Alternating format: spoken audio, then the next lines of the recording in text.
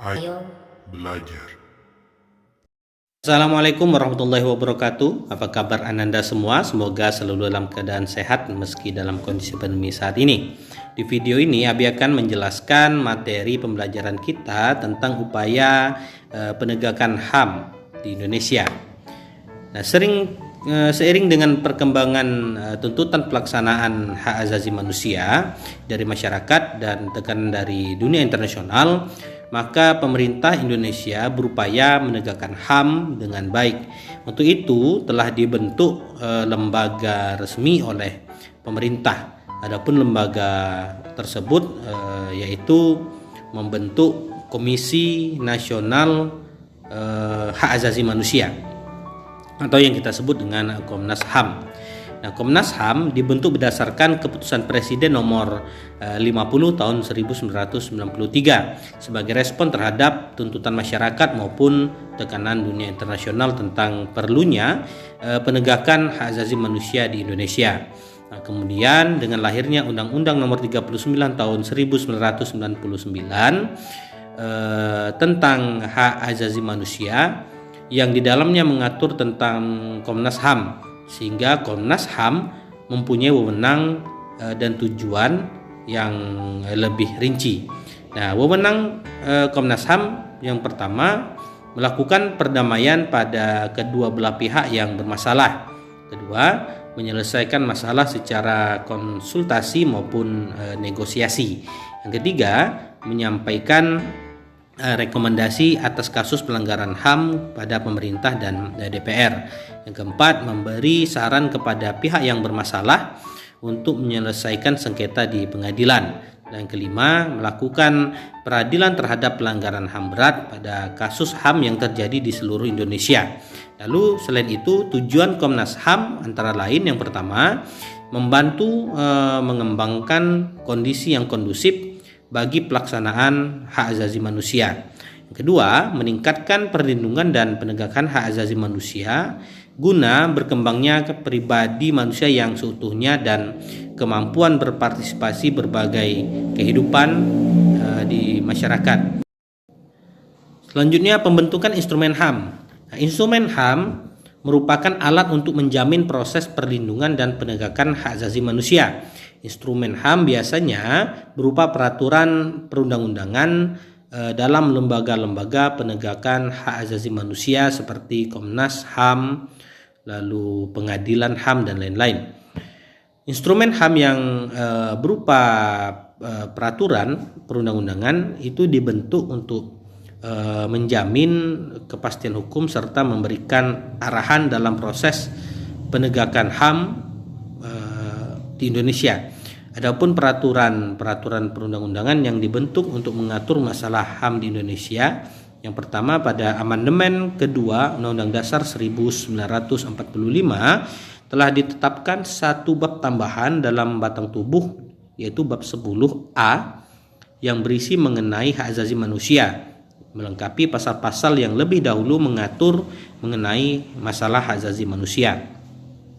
Yang kedua, dalam sidang istimewa MPR tahun 1998 telah ditetapkan sebuah ketetapan MPR mengenai hak asasi manusia, yaitu TAP MPR nomor 17 MPR 1998. Lalu yang ketiga, ditetapkannya Piagam HAM Indonesia pada tahun 1998 dan diundangkannya Undang-Undang nomor 39 tahun 1999 tentang hak asasi manusia, yang diikuti dengan dikeluarkannya Perpu nomor 1 tahun 1999 tentang pengadilan HAM yang kemudian ditetapkan menjadi sebuah undang-undang, yaitu Undang-Undang nomor 26 tahun 2000 tentang pengadilan HAM.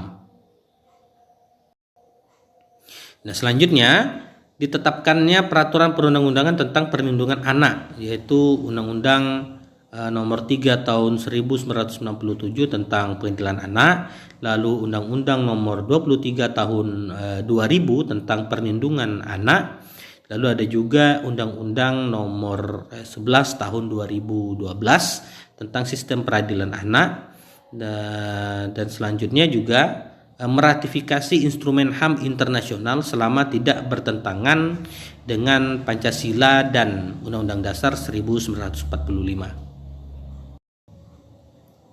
Nah, instrumen HAM yang diratifikasi antara lain adalah Konvensi Jenewa tanggal 12 Agustus tahun 49, telah diratifikasi dengan Undang-Undang Nomor 59 tahun 1958. Lalu Konvensi tentang Hak Politik Kaum Perempuan telah diratifikasi dengan Undang-Undang Nomor 68 tahun 1958. Lalu Konvensi tentang penghapusan segala bentuk diskriminasi terhadap perempuan juga telah diratifikasi dengan Undang-Undang Nomor 7 tahun 1984, dan juga ada Konvensi Hak Anak yang telah diratifikasi dengan Keputusan Presiden Nomor 36 tahun 1990. Lalu pembentukan Pengadilan HAM di Indonesia. Nah, Pengadilan HAM di Indonesia dibentuk berdasarkan Undang-Undang Nomor 26 tahun 2000. Pengadilan HAM adalah pengadilan khusus yang digunakan untuk pelanggaran HAM berat yang diharapkan dapat melindungi hak asasi manusia baik perseorangan maupun masyarakat, dan menjadi dasar dalam penegakan kepastian hukum, keadilan dan persamaan baik perseorangan maupun masyarakat. Nah, Pengadilan HAM bertugas dan berwenang memeriksa dan memutuskan perkara pelanggaran hak asasi manusia yang berat. Nah, di samping itu juga berwenang memeriksa dan memutuskan perkara pelanggaran HAM yang dilakukan oleh warga negara Indonesia dan terjadi di luar batas teritorial wilayah Indonesia. Nah, lalu bagaimana upaya penanganan kasus pelanggaran hak asasi manusia? Yang pertama, upaya pencegahan pelanggaran hak asasi manusia dapat dilakukan dengan cara yaitu supremasi hukum dan demokrasi harus ditegakkan. Nah, pendekatan hukum dan pendekatan dialogis harus dikemukakan dalam rangka melibatkan partisipasi masyarakat dalam kehidupan berbangsa dan bernegara. Nah, para pejabat penegak hukum harus memenuhi kewajiban dengan memberikan pelayanan yang baik dan adil kepada masyarakat, hingga memberikan perlindungan kepada setiap orang dari perbuatan melawan hukum dan menghindari tindakan kekerasan yang melawan hukum dalam rangka menegakkan hukum. Kedua, meningkatkan kualitas pelayanan publik. Yang ketiga, meningkatkan pengawasan dari masyarakat dan lembaga-lembaga politik. Yang keempat, meningkatkan penyebarluasan prinsip-prinsip HAM kepada masyarakat. Yang kelima, meningkatkan kerjasama yang harmonis antar kelompok atau golongan dalam masyarakat. Nah, selanjutnya, bagaimana caranya memberikan harmonisasi pada hak dan kewajiban asasi manusia? Harmonisasi hak dan kewajiban asasi manusia dilakukan dengan cara menyeimbangkan hak dan kewajiban asasi kita, menekan faktor pendorong baik internal maupun eksternal yang dapat menjadi pemicu dan pemacu terjadinya pelanggaran HAM itu sendiri. Nah, upaya untuk mengharmonisasikan hak dan kewajiban asasi manusia merupakan salah satu bentuk dukungan terhadap penegakan hukum yang dilakukan oleh pemerintah. Sebagai warga negara dari bangsa dan negara yang beradab, sudah sepantasnya kita bersikap dan berperilaku mencerminkan sosok manusia yang beradab yang selalu menghormati keberadaan orang lain secara kafah. Sikap tersebut dapat kita tampilkan dalam perilaku di lingkungan keluarga, sekolah, masyarakat, bangsa, dan negara. Nah, demikian video pembelajaran kita pada kesempatan ini, mudah-mudahan dapat dipahami oleh Ananda semua, dan jangan lupa Ananda semua kerjakan tugas yang tertera pada bagian deskripsi video ini. Sampai jumpa, wassalam.